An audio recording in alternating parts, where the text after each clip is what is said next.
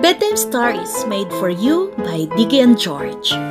The Bees and the Beetles. Once upon a time, in a jungle full of various kinds of trees, lived many bees and beetles.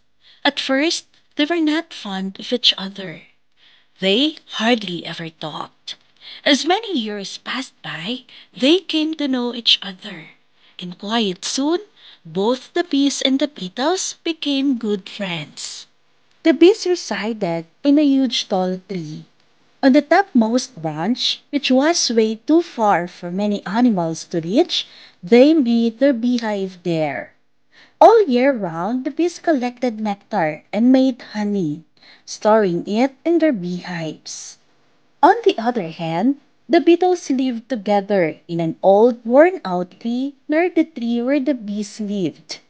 These beetles lived in the trunk of the old tree. These beetles were not as hard as working as the bees, and they thrived on eating dung, which again was not that hard to come by.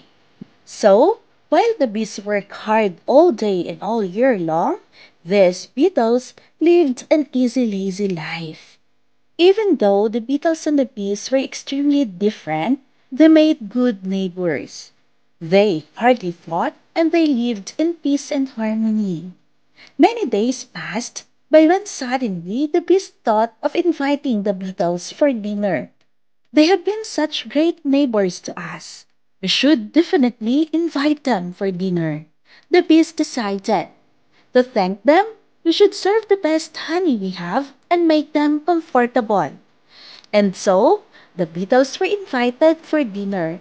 The beetles showed up right on time. Soon after the beetles arrived, the dinner was served. For tonight's dinner, we bring you the best honey we have, the bees said in unison. But the beetles never did eat honey, so they barely managed to eat anything. The next day, the beetles too decided to invite the bees to show them their gratitude. The best dung we have shall be served for them, they decided. And when the bees arrived, the dung was served. Now, bees were extremely offended. They did not like the smell of the dung and left without touching anything.